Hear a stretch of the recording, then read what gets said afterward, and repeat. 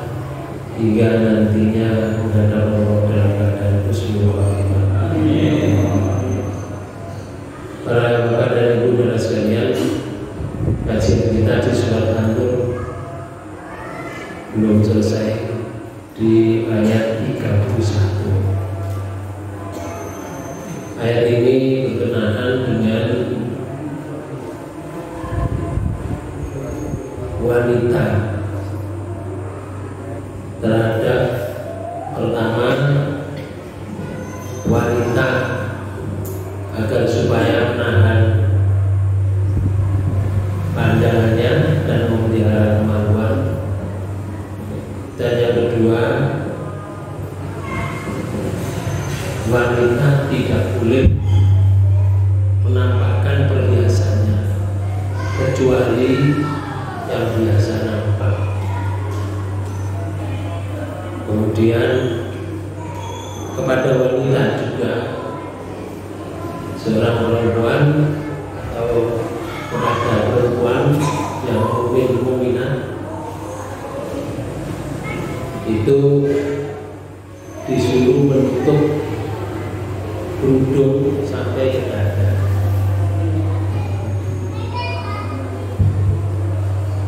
Kemudian tentang makhluk di ayat 31. Para bapak dan ibu saudara sekalian, maka di awal ayat di surat 24 ayat 31 ini ada kalimat ini, waliyadribna bihumurihina ala juyubihina. Kalau diterjemahkan, dan adalah mereka para wanita itu menutupkan kain kerudung di dada. Ada kalimat dada. Kenapa? Karena wanita-wanita dulu ketika turun ayat ini, yaitu wanita Arab jahiliyah, waktu itu kalau pakaian itu ini ditutup segala, tapi anting-antingnya ini dibuka, sana dibuka, kemudian dadanya ini dibuka, dan kalau berjalan itu membusukkan dadanya begini di hadapan para lelaki waktu itu. Dan sebelumnya juga sama, akhirnya juga ditiru di Indonesia juga sama. Orang yang tidak berpakaian itu, baru ada ayat ini turun, hendaklah ditutup bihumurihina. Humur itu ini tutup kepala. Kalau ada orang laki-laki, terus kepanasan, terus pakai kain ini, buka awasnya bohong, itu jadi kumur. Di sini disebutkan dada. Berarti kalau masih gawe tutup kepala toh jenis kerpus. Nggih, biar nama kerpus aja. Nggih. Jadi belum jilbab. Jilbab jalabah itu menutup. Bapak Ibu sekalian, menurut tafsirnya Ibnu Katsir itu sebutkan ini, yakni kain kerudung yang panjang agar dapat menutup dada dan bagian sekitar dada. Dada dan sekitar dada.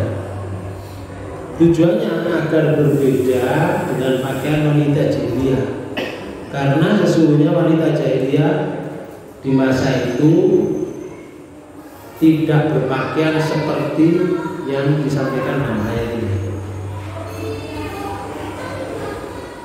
Bahkan seseorang dari mereka itu lewat di hadapan laki-laki dengan membusungkan dadanya tanpa ditutupi oleh sehelai kain pun. Bisa bayangkan ya?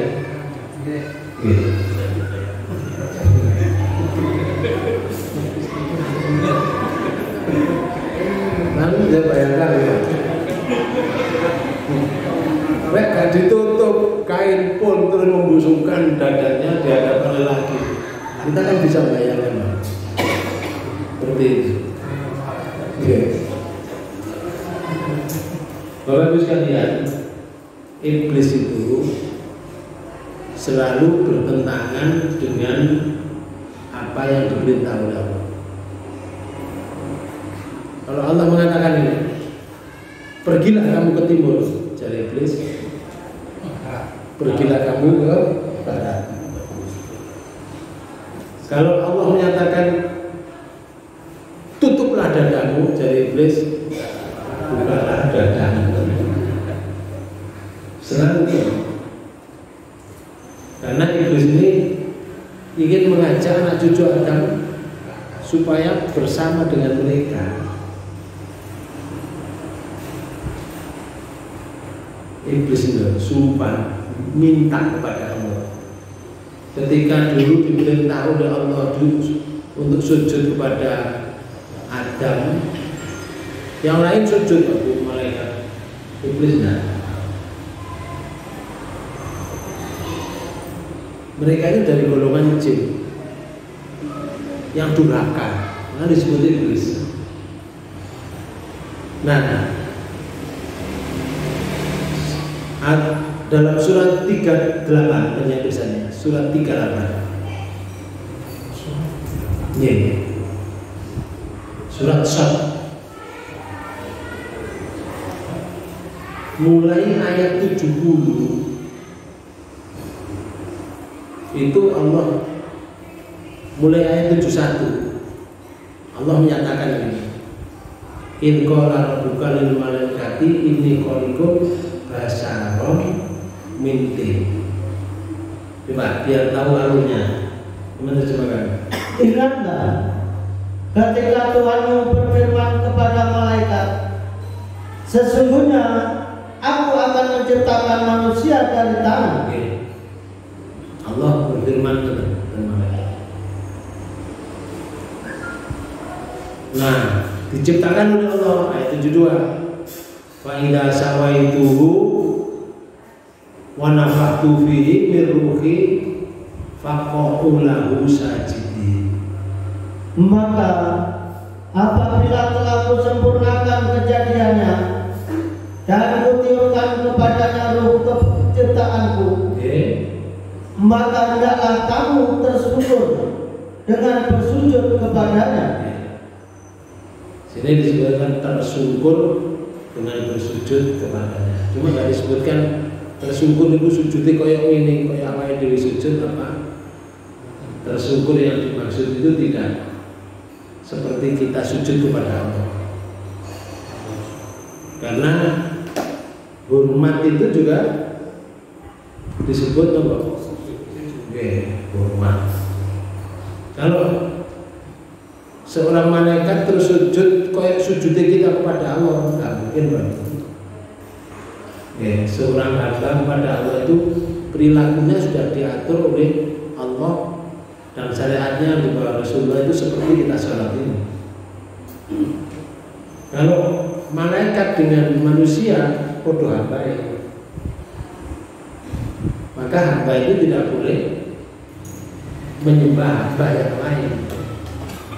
Nah ini diperintah oleh Allah untuk menghormati Adam. Lalu bahasa Al-Quran, fasajadal malaikatu kulluhum ajma'un. Lalu seluruh malaikat itu bersujud semuanya. Illa iblis istakbara wa kana minal kafirin. Ayat 74. Kecuali iblis, dia menyombongkan diri dan adalah dia termasuk orang-orang yang kafir. Baru Allah bertanya pada iblis, iblis, orang ya iblis, mana akan antas juda lima khalaqtu biyadaya astakbarta am kunta minal alamin. Terus Allah berfirman, hai iblis, apakah yang menghalangi kamu sujud kepada yang telah kuciptakan dengan kedua tanganku? Apakah kamu menyombongkan diri? Nah itu, iblis, apakah kamu menyombongkan diri? Ataukah kamu merasa termasuk orang-orang yang lebih tinggi?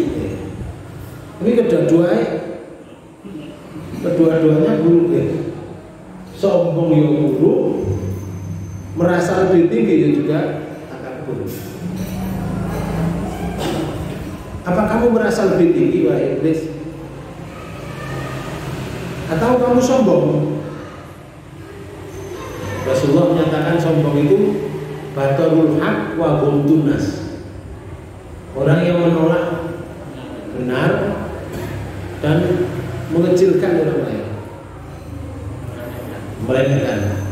Nah, Allah menyatakan seperti itu. Qala, dijawab oleh iblis, ana khairum minhu khalaqtani min nar wa khalaqtahu min tin. Iblis berkata, aku lebih baik daripadanya karena engkau ciptakan aku dari api, sedangkan dia engkau ciptakan dari tanah. Nah, berarti iblis lebih merasa dirinya lebih tinggi. Nah, lebih tinggi juga takabur. Sedangkan Rasulullah menyatakan, nah, orang itu kalau takabur, walaupun ada sedikit di dalam hati, dia tidak bisa masuk surga. Rasulullah menyatakan layak yadkhul jannah, tidak akan masuk surga. Mangkana, barang siapa yang adalah fi qalbi, di dalam hatinya, fi qalbi misqala dzarratin minal kibri, ada satu butir kecil biji sawi dari kibir. No, kibir sombong sak butir biji sawi tak bisa masuk surga. Berarti orang-orang yang masuk surga itu pasti hilang sifat kesombongannya, tidak ada sama sekali. Dan itu kalau kita ada sedikit itu segera dihilangkan supaya surga menanti kita.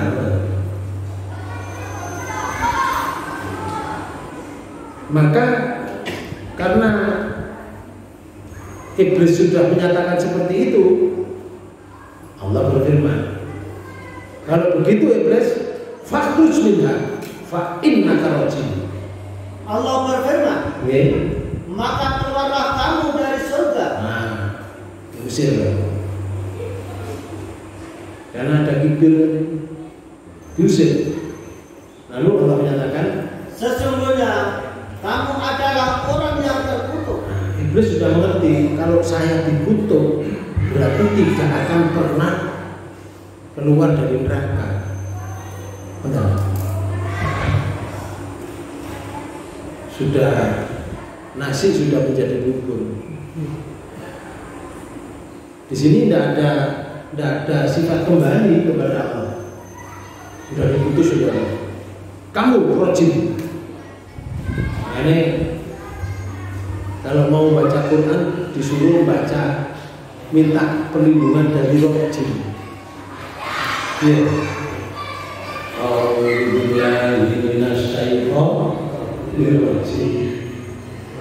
Aku berlindung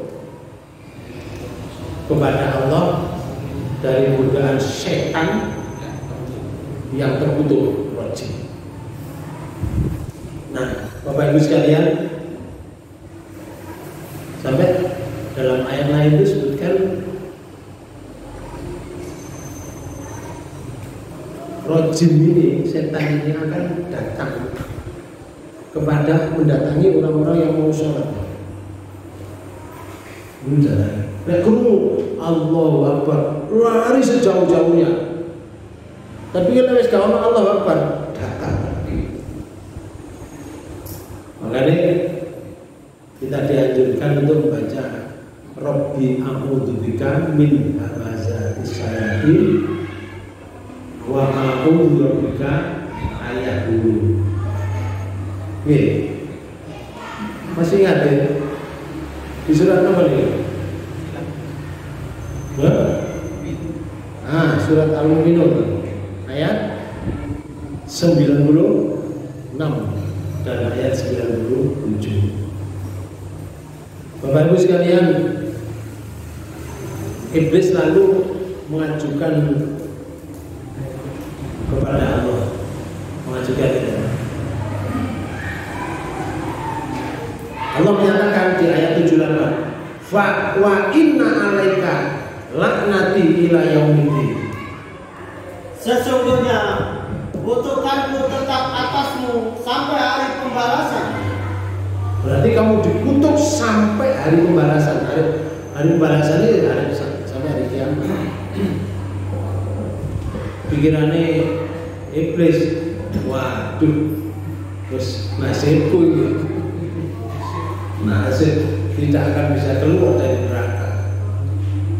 Lalu ajukan keringanan kepada Allah, minta olah. Iblis mengatakan, Rabb Tuhan, fa'anzirni ila yaumi ba'tsun. Iblis berkata, ya Tuhanku, beritahulah aku sampai hari mereka dibangkitkan. Permintaan iblis dipenuhi oleh Allah. Allah berfirman, fa innaka minal mudhari. Allah berfirman, sesungguhnya kamu termasuk orang-orang yang diberitahu. Diberitahu berarti iblis sampai saiki loh, boten mati. Diberitahu ila yaumi yub'atsu, sampai hari dibangkitkan. Jadi sampai saiki gak mati. Baik iblis sing biyen ada kejadian ini pada zaman Nabi Adam. Saiki ono. Kalau diomong ini gregetan sampai sing ngomong. Sampai sing ngomong gregetan. Lah sing dijak omong dia digregeti pisan. Awas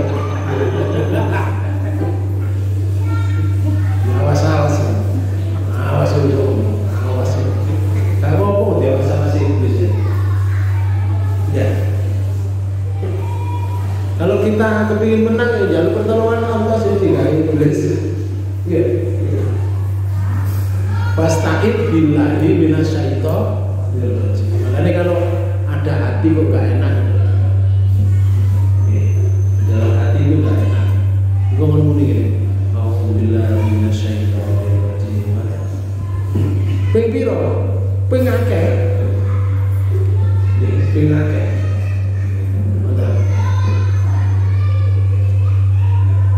Ayat selanjutnya Allah menyatakan ini.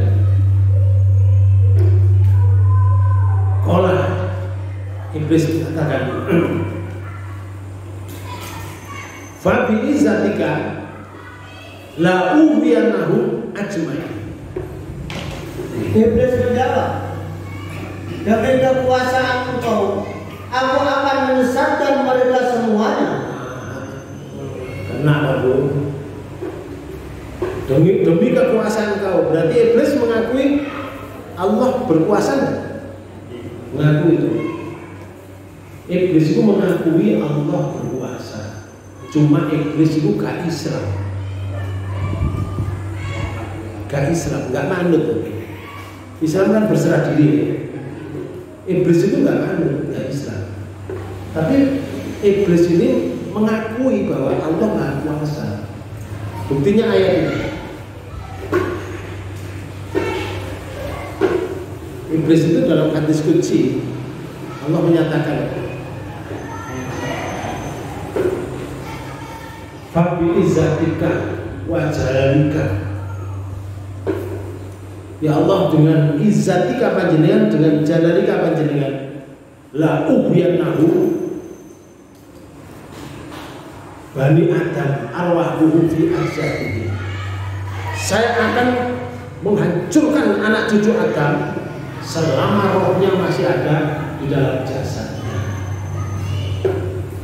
Nyatakan seperti itu. Tapi Allah menjawab di hadis qudsi itu, fa bi izzati wa jalali, dengan kekuasaanku, dengan kegagahanku, wahai yang malun, wahai yang iblis, yang terkutuk, aghfiru mastaghfir, saya akan memberikan ampunan kepada anak cucu Adam kalau anak cucu Adam minta ampun kepada aku. Allah memberikan janjian seperti ini. Kalau kamu menggoda anak cucu Adam, goda. Tapi kalau mereka minta ampun padaku, tak ampuni. Oh, berarti ada apa ini? Nah, janji. Ada lagi di hadis qudsi yang lain itu Allah berfirman. Karena hadis qudsi itu datangnya kepada Rasulullah tanpa melalui malaikat Jibril. Bahasanya diserahkan kepada Rasulullah. Sedangkan yang melalui malaikat Jibril itu jenenge Al-Quran.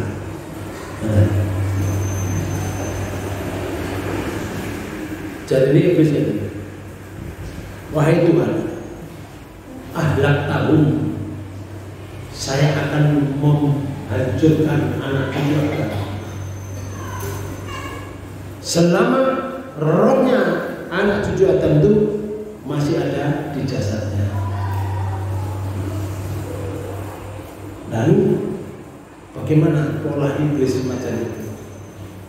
Ngerak pulau panjang supaya perbuatan kita ini hancur dari segi apa saja, dari aspek apa saja dalam kehidupan ini akan didatangi iblis.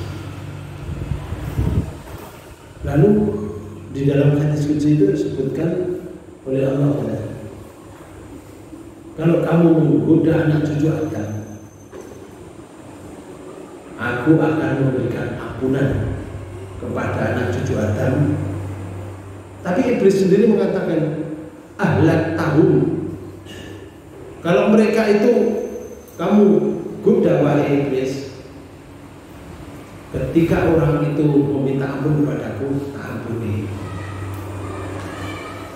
Karena itu ketika kita berbuat salah, istighfar kepada Allah, diampuni oleh Allah. Tapi iblis ya udah. Ketika aku melihat anak cucu Adam berbuat demikian, ahlak tahum bil hawa wa hum yuksabuna annahu tadi. Aku akan berbanting setir kalau ada anak cucu Adam begitu salah, minta maaf, minta ampun kepada Allah, saya akan berbalik saguda bil hawa dengan hawa nafsu. Wa hum yuksabuna annahu tadi. Sehingga mereka menyangka bahwa nafsunya yang dilakukan itu merasa dirinya yang benar. Makanya itu namanya sedikit kalau kita mengedepankan nafsu, ya salah satu contohnya, orang marah itu bernafsu dan wong kulit marah niku sing salah niku sing marah apa sing dimarahi? Gitu. Sing salah niku sing marah apa sing dimarahi?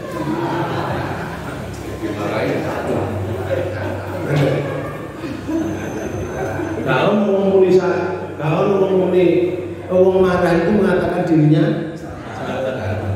Lek marah mesti ditutur, mesti. Kau untuk tinggi ini kan? Berarti sing salah mesti sing kono. Bukan gitu. Padahal Rasulullah mengatakan, ketika ditanya oleh sahabat, ya Rasul, tolong saya diberi jangan untuk menyelamatkan diri saya. Sini, tunggu pundak ya. Latado. Kamu jangan marah ya. Kamu jangan marah. Oh, berarti marah itu apa? Ranjau-ranjau yang dipasang oleh iblis untuk menghancurkan kita dari aspek marah, aspek akhlak. Bapak Ibu sekalian, nah ketika orang itu marah, yang dilakukan out of control. Nih, marah itu boleh, tapi kapan marah? Ketika saudara kita, ketika anak-anak kita misalkan marah pada anak, tidak sholat tepat pada waktunya, marah itu. Tapi kalau kita diejek terus marah, itu nggak boleh. Nggak boleh. Rasulullah itu masih diejek, kata marah. Bahkan ditunggu sing ngejek. Ojo muni ngejek, disawati watu lho. Sampai berdarah dari Ethiopia, malaikat itu datang. Ya Rasul izinkan saya hancurkan mereka. Terus Rasulullah, jangan. Padahal mereka nyakiti. Berdoa Rasulullah, Allahumma hdi qaumi fa innahum la ya'lamun. Ya Allah, berilah petunjuk kaum saya. Fa innahum la ya'lamun. Mereka enggak ngerti. Kalau saya datang itu menyelamatkan mereka. Ya Allah, berilah petunjuk. Oh, no, kalau dirinya yang disakiti enggak marah. Tapi ketika Islam disakiti, ketika Islam diulang-alik, ketika syariat itu dirubah-rubah, baru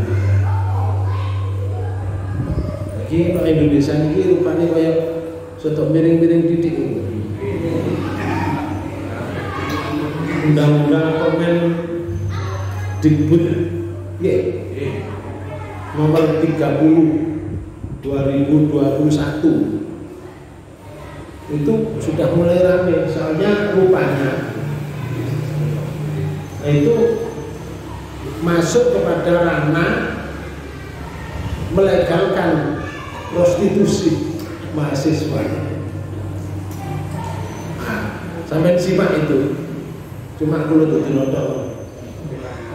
Dan ini sudah ramai, sehingga dari Muhammadiyah, dari NU dan organisasi Islam yang lainnya marah. Ini kan akan merusak loh syariat. Boleh marah seperti itu. Nah, mudah-mudahan bisa dirubah, dicabut itu yang lurus-lurus saja. Begitu caranya iblis, sehingga di dalam Quran surat sama dengan surat 15 di ayat 39. Ini ada kalimatnya ada. Di surat 15 ayat 39. Iblis mengatakan, Rabb bima aghwaytani la uzayyinanna lahum fil ard wa la ughwiyannahum ajmain. Iblis berkata, ya Tuhanku, oleh sebab Engkau telah memutuskan bahwa aku sesat, pasti aku akan menjadikan mereka memandang baik perbuatan maksiat di muka bumi. Oh, ini gitu. Diukir karena iblis, mereka yang berbuat maksiat itu supaya merasa bahwa perbuatan maksiat itu dipandang baik. Makanya diundang loh, lihat. Karena itu dipandang baik. Ah, itu kena perangkat iblis nih, Pak. Nggih. Padha karo niki mau waliyadribna bi umurina ala juyubina. Hendaklah menutup kain kerudung ke dada. Nggih. Lek buka dadane itu, kalau Allah mengatakan tutuplah dadamu, jadi iblis bukalah dadamu. Artinya begini, ketika orang menjahitkan kain, terus diukur dodoe mondolongi kan, nah itu perintah iblis. Nah penjahitnya ya gak salah, penjahitnya diminta, dibayar. Ini samanya enggak titik kecil kami kayak pikiran gini. Nah, jadi penjahitnya mungkin wajahnya dibayar. Nah, sing dadakno iku berarti kenakan jauh iblis. Wonten iku dipandang baik. Ya apa carane perbuatan maksiat itu diukir oleh iblis dipandang baik? Dari segi aspek dari segi mana saja akan didatangi oleh iblis. Jadi aspek pakaian, dengan pakaian iblis masuk. Kadang dengan otak, kadang dengan perbuatan yang lain, kadang dengan sholat. Bisa iblis itu masuk lewat berbagai macam jalan. Iblis mengatakan, mereka ya pasti aku akan menjadikan mereka memandang baik perbuatan maksiat di muka bumi ini. Terus iblis di akhir ayat, dan pasti aku akan menyesatkan mereka semuanya. Balik semuanya loh. Semuanya jumlah penduduk di dunia ini 8 miliar. Kayak semuanya gitu, sih naik. Gitu. Yang orang main kan, gitu. Oh masih tak naik. Ayat 40. Illa ibadah kami dihubung walasu. Kecuali hamba-hamba engkau yang mukhlis di antara mereka. Sing mukhlis dikit. Mukhlis itu ya, misalkan berpakaian ya, sesuai dengan syariat. Pakaian itu kan dua kan, yang harus kita ambil. Satu, etika. Ya, etika itu syariat yang diberikan oleh Allah. Kayak mau itu, kongkon nutup kerudungnya dan badannya. Itu jenenge etika. Jadi pakaian itu tujuannya untuk menutup tubuh Allah. Nah, ini jenenge etika. Lah disesuaikan pakaian itu ambek kulite. Itu jenenge estetika. Oh, kulite kuning misalkan. Iku lek gawe pakaian putih cocok. Gawe pakaian ireng cocok. Nah, itu jenenge estetika. Kulite ireng gawe pakaian abang cocok. Ojo diwadani kaya sobat telik. Gitu. Iku cocok. Karena tergantung bojone saiki. Betul. Masih pakaiannya gak pakai api modelnya menurut orang lain, tapi menurut bojone cocok. Iku menggairahkan untuk istrinya, untuk suaminya. Kan botolnya untuk bojone. Enggak. Rasulullah Rasulullah menyatakan idza ra'a ahadakum mura'atan hasanah fa'ajabatu falyati alaihi fa innahu atu akidul qur'an bismillahi ta'ala. Kalau lagu betul wong wedok terus kamu tak jok. Tidak mulia. Nomau kaya iku persis. Mulia. Tak jok. Nah, paham bismillahi ta'ala. Sing mbok senengi nok kudu nok mau nok persis mulia. Cepetan. Lah harapane wong wedok nok omah iku kaya iku mau. Wonten harapan. Nggih. Harapannya kaya sing didelok maneh.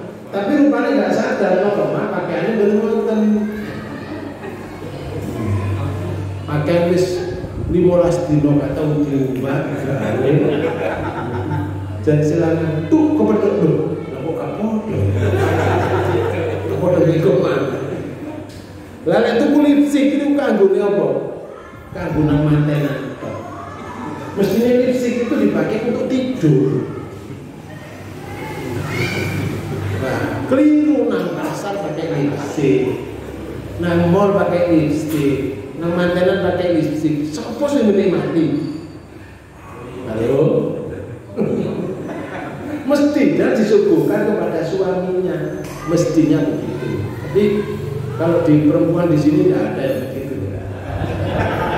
Ngaji kok, nggih sing model-model menunggu wong Ethiopia.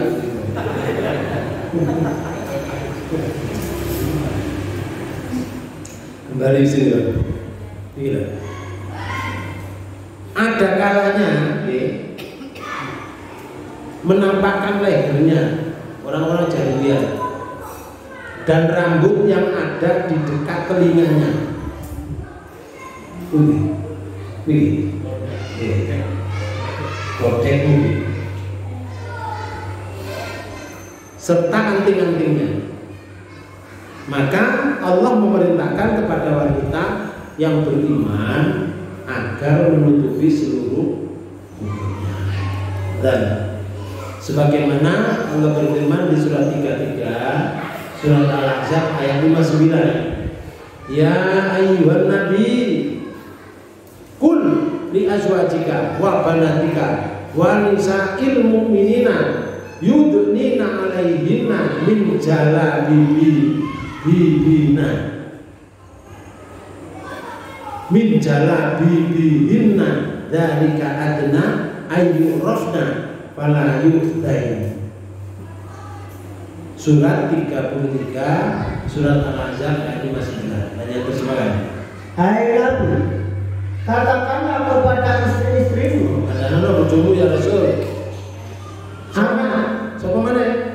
Anak-anak perempuan. Anakku sudah kandang. Terus? Dan istri-istri orang mukmin. Istri orang mukmin. Berarti istrinya orang fasik ini. Terus? Hendaklah mereka mengulurkan jilbabnya ke seluruh tubuh mereka. Sini. Lalu karena ini munine ke seluruh tubuh, akhirnya ada yang menerjemahkan ke seluruh tubuh. Akhirnya ditutup kabel, belaknya. Kabel teblas. Berarti wajahnya gak ketok belas. Bentuk pakaian. Ono sing menerjemahkan begitu. Tetapi ada hadis yang menyatakan ketika Asma dulure Aisyah datang kepada Rasulullah ke rumah, itu pakaiannya tipis, tapi hari ini sebagai itu skep sudah skep. Begitu Rasulullah tahu, akhirnya Rasulullah mengalihkan wajahnya terus ngomong, "Hei Asma, kalau orang perempuan itu sudah balik, itu harus menutup auratnya." Rasulullah menyampaikan begitu kepada Asma di belakangnya. Perempuan yang sudah balik, sudah mumayyiz, itu yang boleh dilihat hanya ini menunjukkan wajah kalian telapak tangan. Berarti kaki boleh enggak? Boleh, sing dibolehno iki Rasulullah mengatakan wajah dan telapak tangan. Kalau begitu wanita mukminat, bojone wong mukmin, nek nang ndi sikile kudu ditutup. Dikei kaos jenenge kaos kaki. Ngoten. Soale kaosé no kaki. Jenenge kaos kaki. Lale tangan. Nah, boten sarungi wong iki oleh. Boleh. Sekarang ini malah dipakai ada cara apa itu yang ini ditutup begini saja. Tapi kalau itu tidak bisa, maka itu termasuk maklum. Nah, banyak pendapat. Lalu terus Allah nyatakan. Ya demikian itu supaya mereka lebih mudah untuk dikenal. Ben gampang dikenal. Bisa bedakno iki perempuan kafir, iki perempuan mukmin ngoten lho. Akhirnya dapat mudah dikenal. Oh iki wong mukmin, iki wong kafir. Kalau ada pakaian yang seperti ini. Terus karena itu mereka tidak diganggu. Karena sudah tahu wanita yang mukmin itu, mukminat itu mesti disiplin. Mereka tidak akan mengganggu. Kecuali karena mereka benci, bukan tidak diganggu saja itu. Mereka bisa mengambil wanita-wanita itu diperkosa menurut kehendak mereka. Karena itu sudah merasa benci. Banyak kan di Palestina itu tidak sedikit Pak, sing lanang tembak dor, anaknya tembak dor, sing wanita ini diperkosa. Mari diperkosa ditembak. Berapa juta itu yang mati syahid di Palestina. Nanti banyak yang syahid dari Palestina, Pak. Membela negaranya dan membela agamanya. Di ayat ini namanya humur ini, al-humur adalah bentuk jamak dari khimar. Artinya kain kerudung yang dipakai untuk menutupi kepala. Kain yang dipakai untuk menutupi kepala itu jenenge humur, dan pada masa sekarang itu dikenal dengan nama sebutan mukoni. Orang menyebut mukena. Itu mukena. Mukoni. Dalam tafsirnya Sa'id bin Jabir itu juga itu mengatakan berkenaan dengan ayat ini, maksudnya menutupi bagian leher dan dadanya, maka tidak boleh ada suatu pun dari bagian tersebut yang tampak tutup rapat. Ya seperti ibu-ibu ini. Kalau dulu pada zaman remaja saya itu dalam uang kerudungan itu dikei capil tak mungkin. Aku sih gurung masuk di ayat ini. Belum masuk di ayat ini. Memang dulu kerudung itu kan belum belum tersebar. Kalau sekarang sudah, alhamdulillah sudah baik.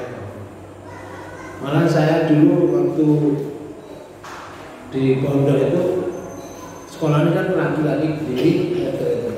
Ngarepe anak-anak itu genggalan anak sekolah kono. Iku biyen lek kerudungan iku mboten kaya ngeten lemes. Nggih. Biyen jebokku dikek kanji. Badhe kene muncul dawa putih. Jebokku ngoten piye.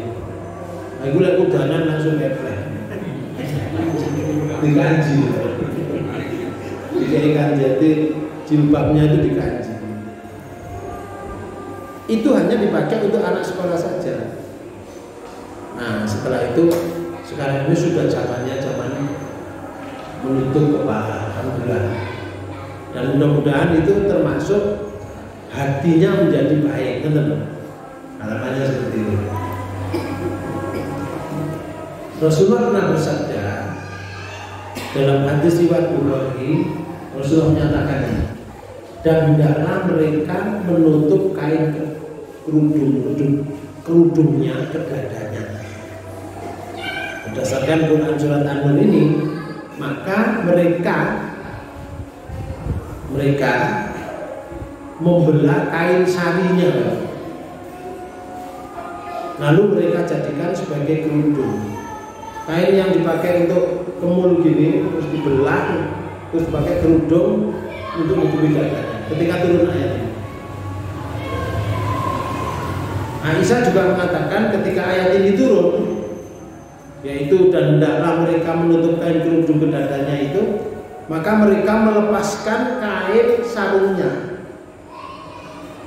Oke, lalu mereka robek dari pinggirnya, robek, kemudian robekan itu mereka jadikan kain kerudung. Pada saat itu ketika ayat ini turun, begitu Bapak Ibu sekalian, para sahabat dulu menyambut ayat, begitu turun langsung bergerak. Benar. Begitu turun langsung mereka mengerjakan sesuai dengan ayat ini turun. Quran itu diturunkan oleh Allah tidak kertasnya itu dihunjamkan ke otak Rasulullah. Kemudian Rasulullah membacakan kepada mereka. Terus sekretaris Rasulullah suruh nulis. Jadi dulu ditulis seadanya. Begitu turun ayat, ketemu apa? Ono watu lempengan batu lempengan, ditulis di situ. Ditulis, ditumpuk. Nah, pada akhirnya diperintah oleh Allah lewat malaikat Jibril menyusun urut-urutannya surat ini. Jadi ditulis Fatihah itu sing ayat pertama surat pertama di Al-Qur'an itu bukan turun pertama. Benar. Ayat yang turun pertama itu surat Al-Alaq. Surat Al-Alaq. Itu suratnya lebih dari 50 yang urutannya. Sedangkan Fatihah itu turun yang ke-7. Itu diletakkan di muka. Nah itu sing ngatur Allah dan malaikatnya. Rasulullah ngatur lagi menyusun begini, kemudian dihafalkan oleh orang-orang. Terus sekarang dibukukan 30 juz itu. Lebih berat dulu menghafalkan dengan sekarang. Kalau sekarang sudah ada tarik nol, biar enggak. Usah hafal kabeh, buyar disusun mana.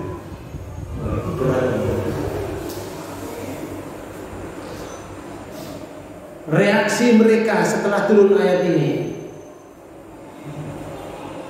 maka kaum lelaki mereka berbalik kepada kaum wanitanya seraya membacakan kepada mereka apa yang baru diturunkan oleh Allah Subhanahu wa taala.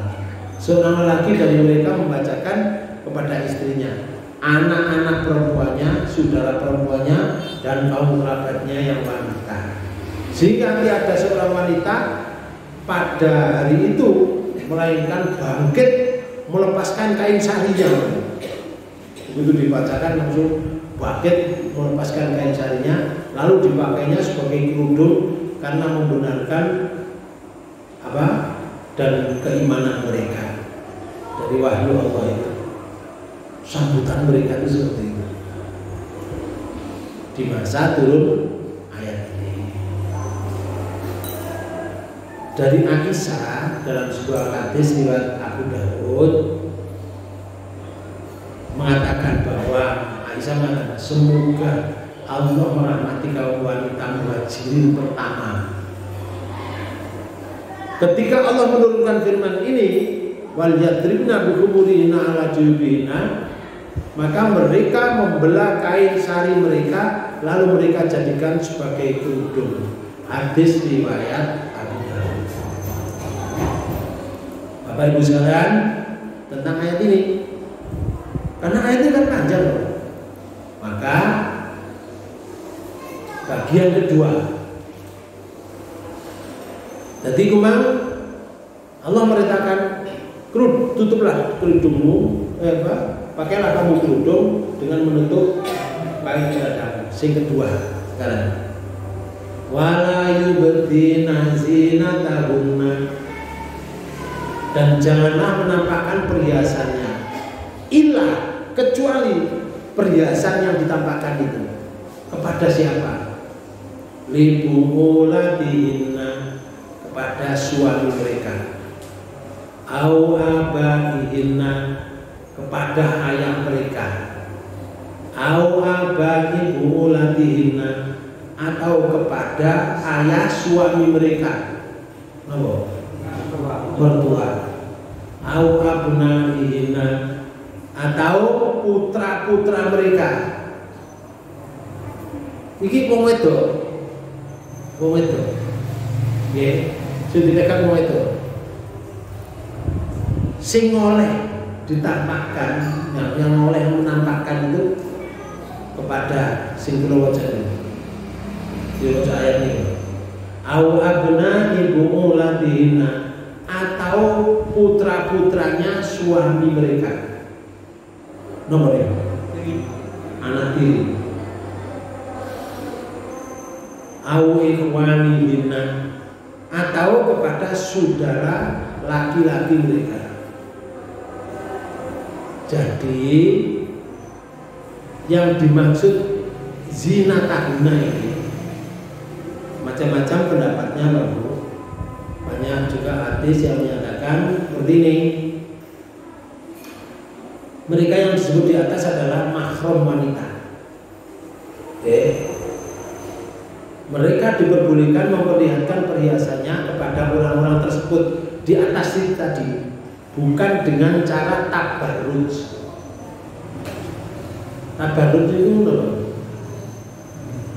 Tabarruj itu apa?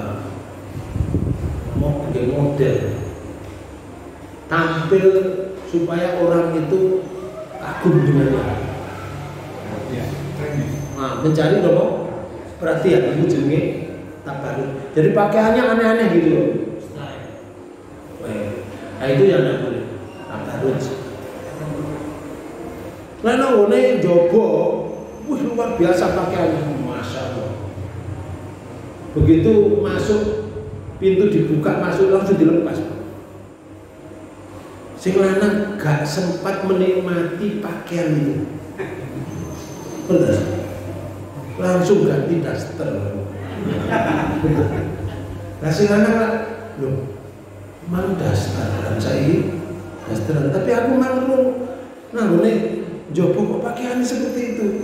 Padahal sing lanang yang laki-laki suaminya itu kalau ada, maaf Bu, kalau ada seorang ibu berpakaian necis baik gitu, berbau wangi, sing lanang nggih ketarik gitu. Nggih, ada napa? Ada magnetnya, nggih. Ada magnetnya. Tapi kalau digorono-rono, ngoten. Digorono-rono. Bar mulai gurung dinikmati oleh suaminya, wis dilepas. Ngoten niku suami nun sewu. Kawani ngomong, Bu. Yo lek ngaji ngene diomong. Kula niki wakil wong lanang iki. Gak wani ngomong, cuma menek dodok. Nasib. Kate ngomong gak wani. Karena itu Rasulullah ngene. Khairun nisa. Sebaik-baik wanita itu ialah innadzar ta'ilaiha syaraka. Kalau mau kamu memandang wanita istrimu itu menyenangkan hatimu, itu sebaik-baik wanita. Lah sing jenenge menyenangkan hati niku banyak macamnya Pak Bu. Kalau masih remaja, cita nikah ngeten iki, iku sing dibutuhkan adalah body, ngerti body. Libido seksualnya itu yang dikedepankan. Betul? Iku lek jek nom-nom ngene sama kira-kira umur 55. Nggih. Iku lek gak kena diabetes lho. Iku sampai umur 55 masih baik loh. Nggih. Lek kena diabetes itu biasanya umur saya itu wis mulai satu umur saya. Mboten niki kula ngomong sing normal nggih. Niku jenenge mawaddah. Nggih. Niku jenenge mawaddah. Mawaddah itu Bapak Ibu sekalian dibutuhkan seorang wanita kepada suaminya itu dandan terus. Mungkin karena ada kata tadi, kalau kamu wanita yang baik itu, wahai lelaki, kalau kamu melihatnya syaraka, menyenangkan hatimu. Benar. Lah utamanya fokusnya itu di libido seksual. Karena di umur-umur seperti ini itu harus ditandani dirinya. Ada wanita yang gawe lipstick, gawe hand body lotion, gawe coconut, gawe cucumber, astringent, Viva Kosmetik, masih dikei hand body lotion. Bapak sekalian, lah apa mau gak pelencur? Tampil mereka, pelencur gak? Mereka itu masih posisi mawaddah. Nah itu kalau disuguhkan suami, betapa nikmatnya suami. Tapi kenapa disuguhkan kepada orang lain? Gak boleh. Menurut ajaran agama gak oleh wong itu. Jadi wong itu sing apik itu menurut Rasulullah, inna dzarta ila yasarata wa in amartaha atau atka. Kalau diperintah atau atka, taat. Taat itu betul perintah kita. Ya salah satu di antaranya perintah. Misalkan nih, dek jogono anduk, itu perintah ya. Itu biasa. Yang dimaksud perintah di sini fokusnya adalah di libido seksual. Artinya lek bahasa kula. Maaf, lek ana wong wedok diajak oleh wong lanang, itu diperintah seperti itu. Dia tidak menolak. Wa in amartaha atau akan dia taat, tidak menolak sedikit. Sampai Rasulullah menyatakan ini, andaikan kamu di atas kuda, di atas punggung unta, kuda atau unta, di pelana kuda, sedangkan suamimu menginginkan kamu, laksanakan di situ. Subhanallah. Saya jadi suka. Itu gratis, Pak. Itu gratis, Pak. Rasulullah menyatakan seperti itu. Umpama ono perintah teko Allah, wong dikongkon nyembah wong, saya akan perintahkan wanita sujud pada suaminya. Karena itu wong wedok sing taat dijamin, Bu, panjenengan dijamin karo hadis. Hadis sahih Rasulullah menyatakan ini. Idza sholatil mar'atu khamsaha wa shamat sahroha wa hafidhat farjaha wa ta'ata zaujaha, nomor 4 iki. Udkhul jannah min abwaba siti. Lek ana wong wedok salat 5 waktune kena. Poso Ramadhane kena. Lek kurang disauri. Nggih. Kemudian yang nomor 3. Wa hafidhat farjaha, nang dindi nutup kerudung. Jaga hafidhat farjaha. Sing nomor 4, wa ta'ata zauja, manut karo sing lanang apapun posisinya. Ketika suami menginginkan, dia akan diberi, kata Mas. Dia akan berikan secara total tanpa ada alasan apapun. Tidaklah sampaikan kepada wanita seperti itu. Untuk jannah, suruh masuk surga min abwaba siti, dari pintu mana saja yang dia dikehendaki. Subhanallah. Memang ada sholat, puasa, jaga farjinya, taat namolanang. Surga yang sering terjadi boten-boten. Itu yang sering terjadi. Sehingga kalimat menolak itu sering terjadi. Malah akhirnya di rumah tangga terjadi retak gara-gara itu. Menolak. Nah, itu yang sering tidak disadari oleh orang. Sajane gampangan pegel. Jadi kayak kontraflux ini.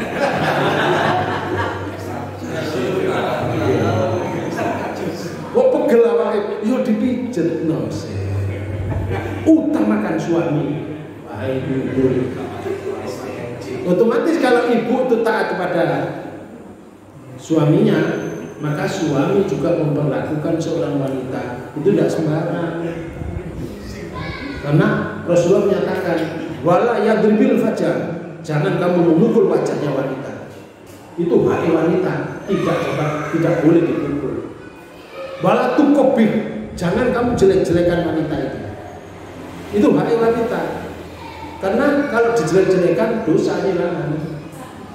Wong pilihannya lah dijelek-jelekan. Nah, biar nilai dia apa? wis dipilih. Iku milihnya mbak istiqomah. Kalau saya ini dijelek-jeleknya, orang itu berubah punya. Mungkin dari awal jadi manten sampai selanjutnya itu ada perubahan. Watak atau karakter yang ada di kedua belah pihak itu nanti akan diketahui. Itu tergantung dari situasi dan kondisi cara memahami dalam keluarga. Ono sing 15 tahun baru ketemu aku. Oh, wataknya seperti ini, 15 tahun. Berarti geger 15 tahun. Jadi rumah tangga ini udah gak geger kok enggak sedep kok. Lek geger karena keduniaan enggak ada masalah. Tapi lek geger karena itu hubungannya sampai dilaknat oleh Allah. Maaf, ketika seorang wanita, seorang istri dibutuhkan oleh suaminya, lalu dia menolak, suaminya belum bisa menerima tolakan itu, dia dilaknat oleh Allah sampai kalau pagi sampai pagi, kalau besok belum sampai besok, sampai suaminya itu mendapatkan kebaikan dari istrinya itu, karena sudah dibeli Pak. Wanita yang sudah dinikah kan dibeli dengan mas kawin tadi. Lek dicolong nggak marah tua itu yang tanggung jawab kita. Yang tanggung jawab kita. Kewajiban orang tua sudah lepas. Karena batasannya merawat anak itu sampai idza zaujah, sampai dia itu dinikahkan. Setelah dinikahkan selesai tanggung jawab. Perkara wong tua bantu gaya omah untuk sepeda motor itu sedekah. Nah, ayat ini Bapak Ibu sekalian menyatakan bahwa sing oleh perhiasan ditampakkan itu hanya kepada ini suami, ayahnya, ayah suami, anaknya, putra suami, dan saudara laki-laki mereka. Selain itu tidak boleh. Karena itu menurut Quran surat 4, ini satu lagi ya. Quran surat 4, surat An-Nisa di ayat 23 itu mahramnya wanita itu ini. Hurrimat alaikum ummahatukum wa banatukum wa akhwatukum wa ammatukum. Ada coba jangan terjemahkan. Diharamkan atas kamu mengawini ibu-ibumu. Oh, ngawini ibu lah. Jelas ya. Dewi. Nomor loro. Anak-anakmu yang perempuan. Anak-anak Dewi gak oleh. Nomor telu. Saudara-saudaramu yang perempuan, dulur wedok, terus saudara-saudara bapakmu yang perempuan. Di situ nih, bebek, dewi, dua bebek cantik, gak oleh dinikah, nggak boleh.